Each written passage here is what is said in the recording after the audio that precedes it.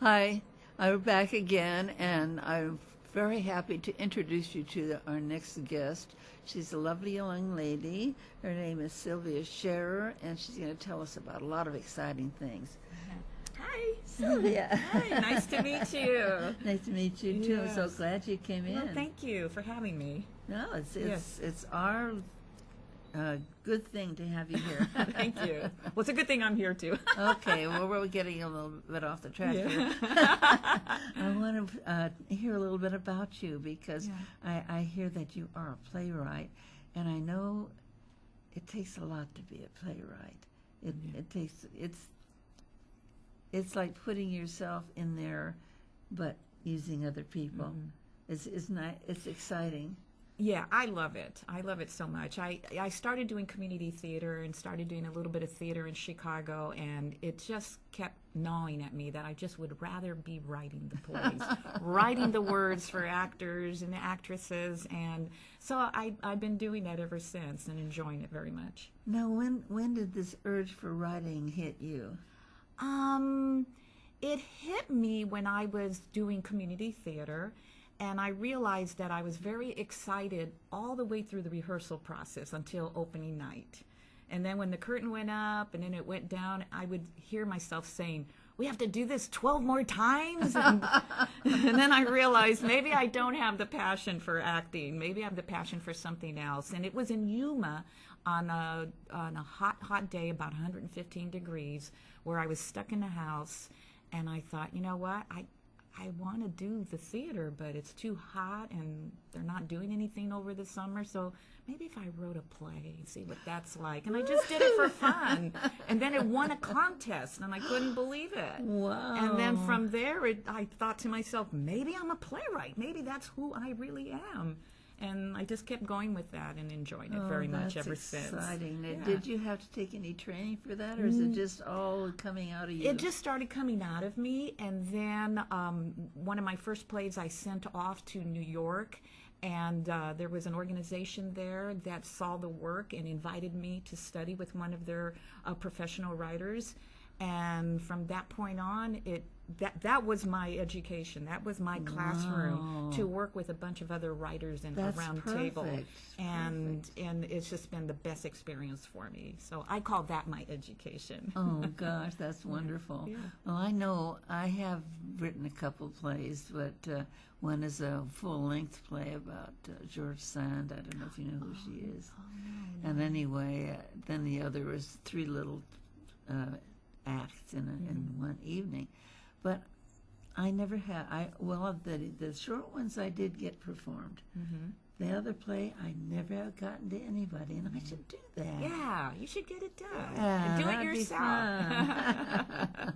Well, Yeah. I think that you, more than just writing, I think you've done some other things in the theater to make things happen. Yeah, well, a lot of things about writing, and you know this, is the wait time. You submit a script, and then you wait for them to respond, and then you'll submit another script somewhere else, and you're just waiting and waiting. And finally, I just decided, you know what, I got to do a theater company because I just got to do it. Yeah. Whether it's my work or somebody else's work, I just have to do theater. So I started Hanford Multicultural Theater Company. Wow. Yes. Well, that's great fun.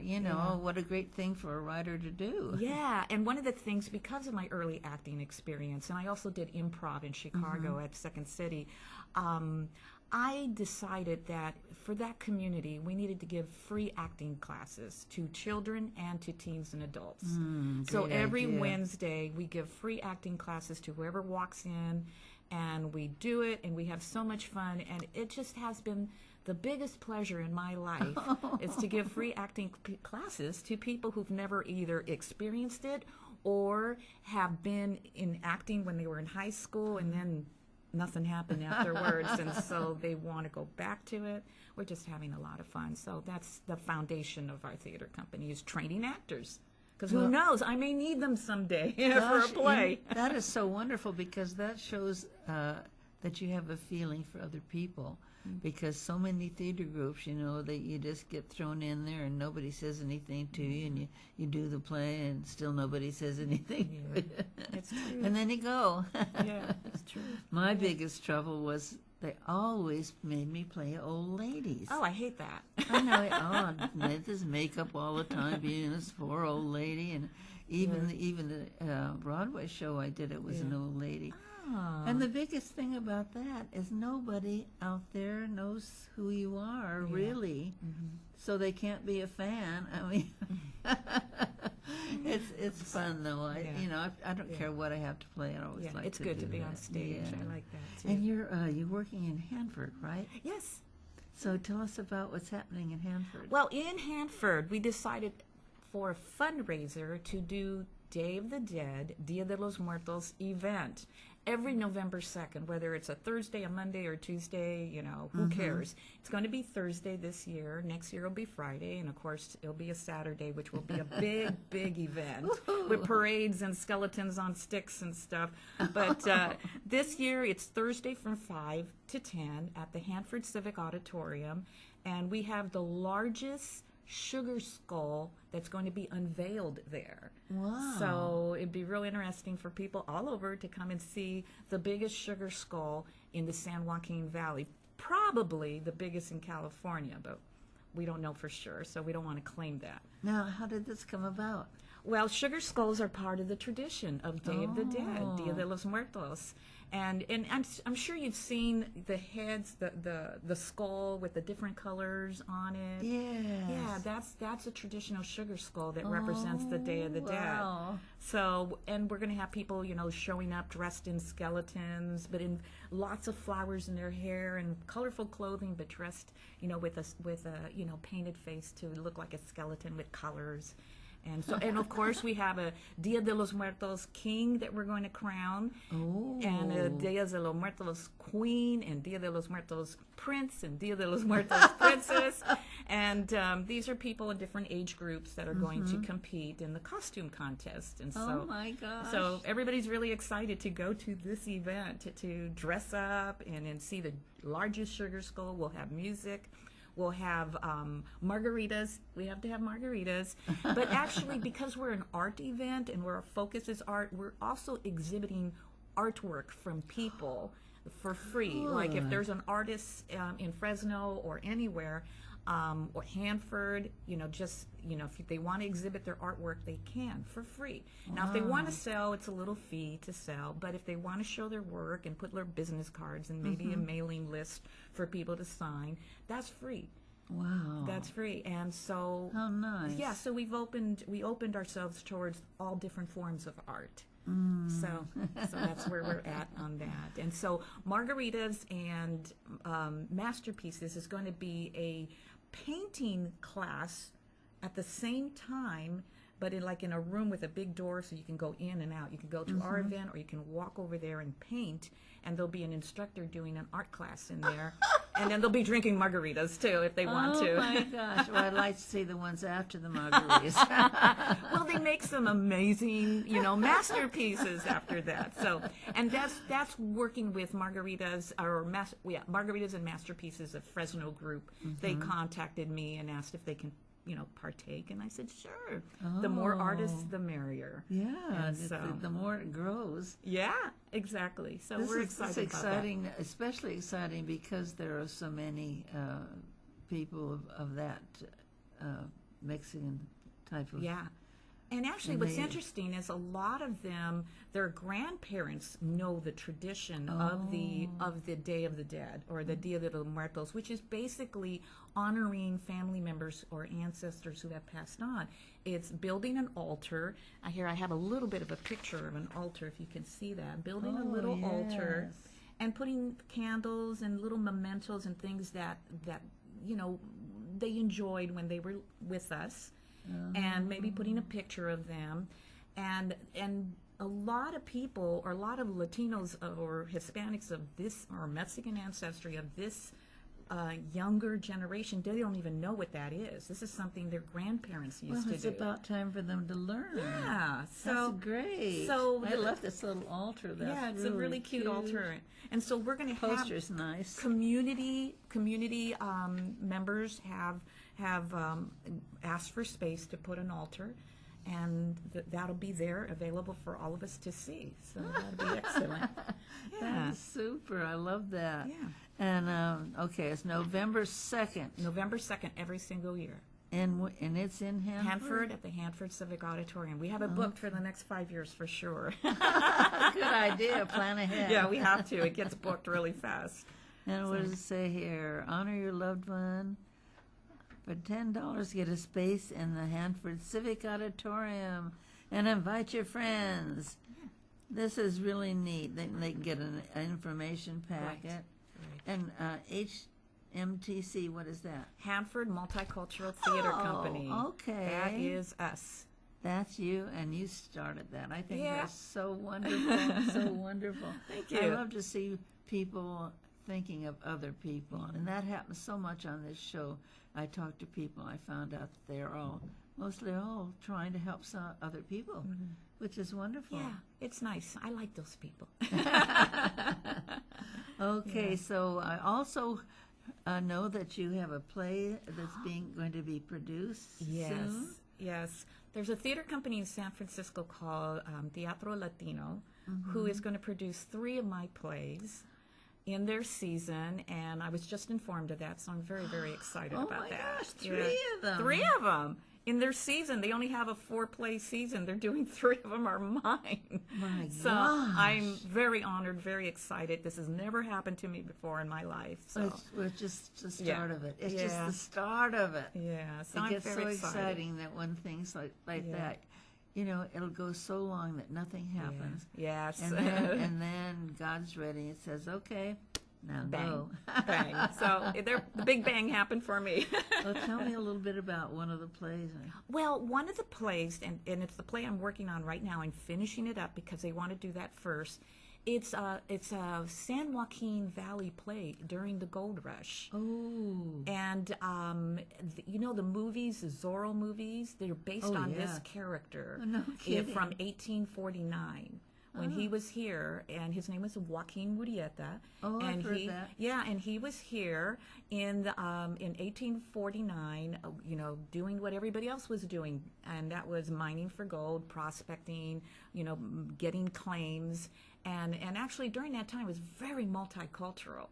And so, because being of Mexican American descent, I decided I need to focus on Joaquin Murrieta's journey. Good idea. Journey, and it's interesting. There has been books and movies written about him, and Pablo Neruda, the poet, the Pulitzer winner poet, he it seems to me is the last literary figure to write about Joaquin Murrieta.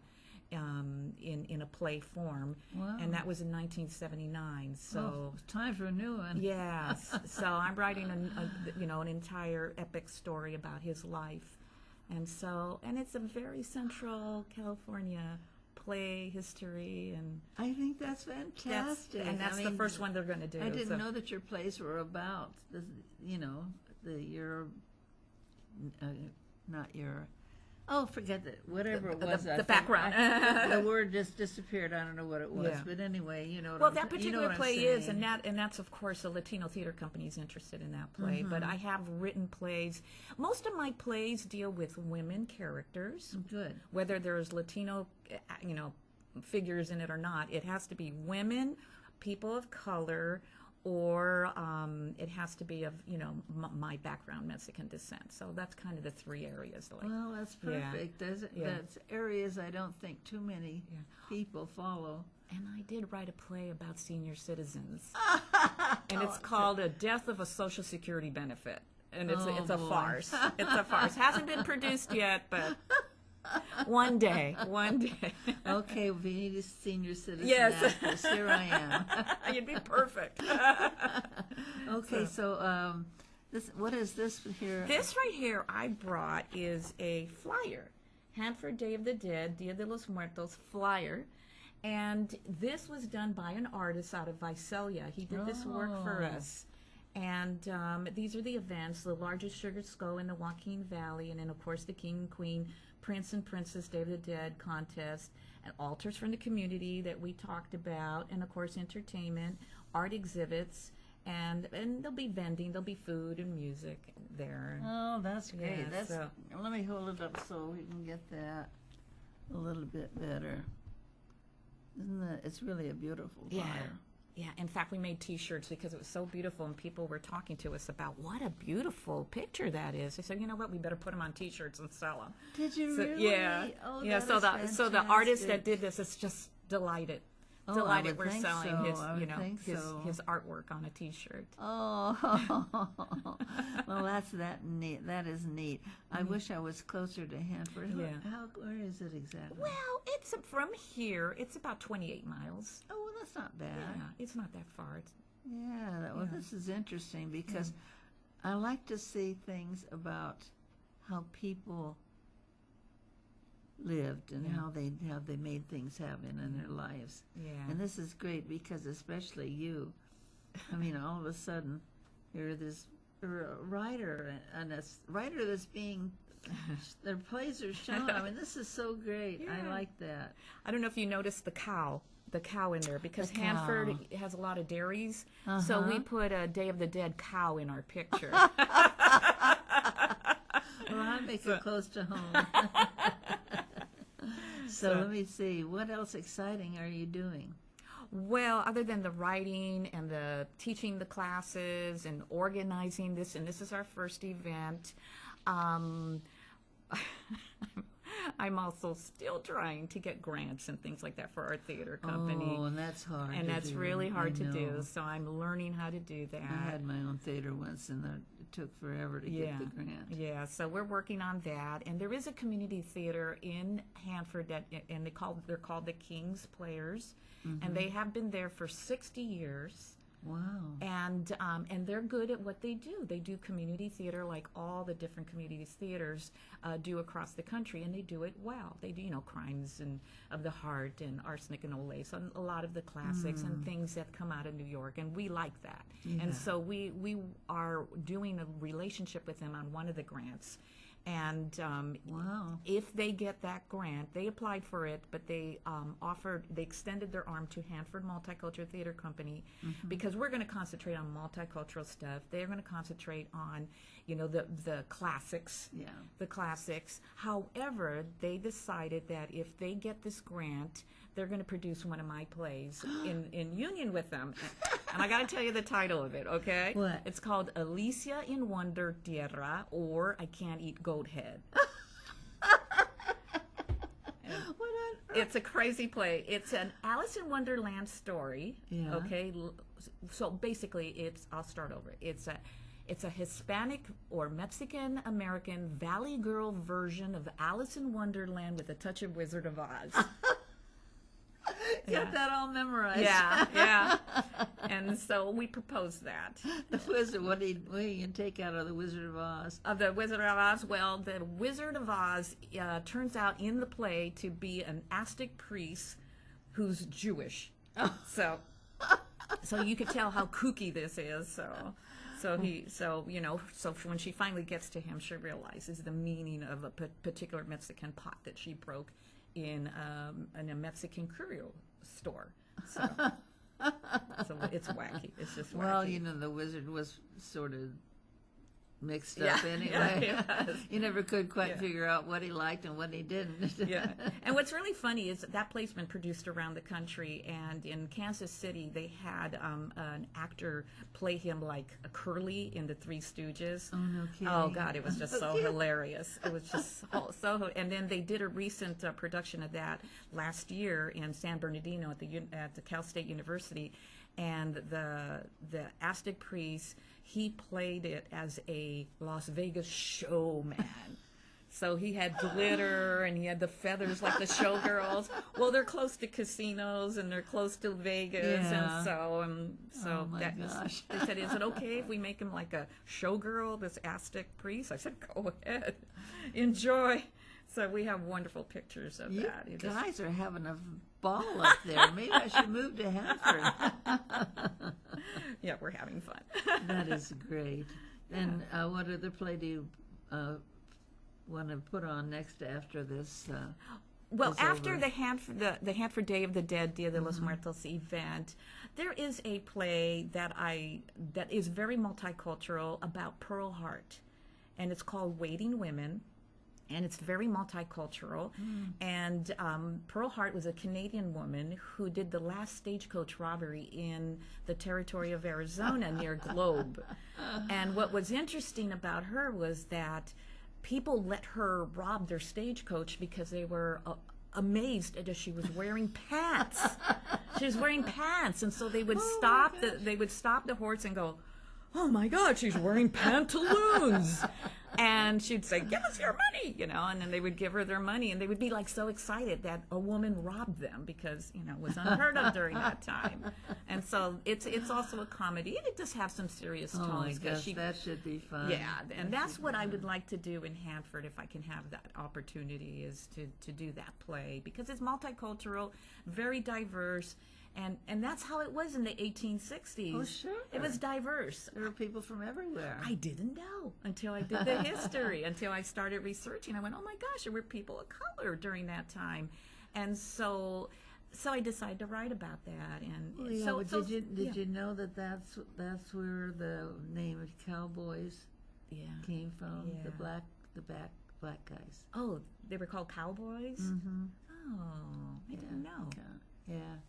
Because they were, so different. Uh-huh. You don't expect to see black people in the West, but there were a lot of them. A lot of them. There were. They did a lot of interesting things. Yeah. Anyway, I want you to come back again. Thank you.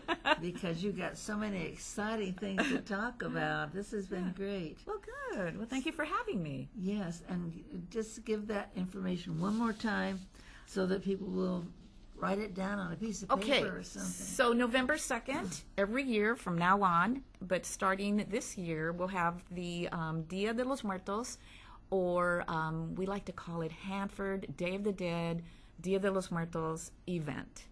And it starts at 5. That's fantastic. That's close enough. You can go over there and have a good time, because you're not going to see something like this every day. And Hanford's so happy about this, because they're like, yay, something happening here. Oh, yeah, that's their name is going to grow. Yeah. Because, oh, my gosh. Whatever, how do you say it? Muertos? Yeah, you did. De los Muertos. Yeah, Dia de los Muertos. It's fun. Okay, honey. Thank you. Thank you for having me. And it's just been a joy Oh, having nice you. talking to you, too. Okay, and everybody go to that wonderful event. That'll be great. Okay, see you again. Okay, bye. We'll be right back.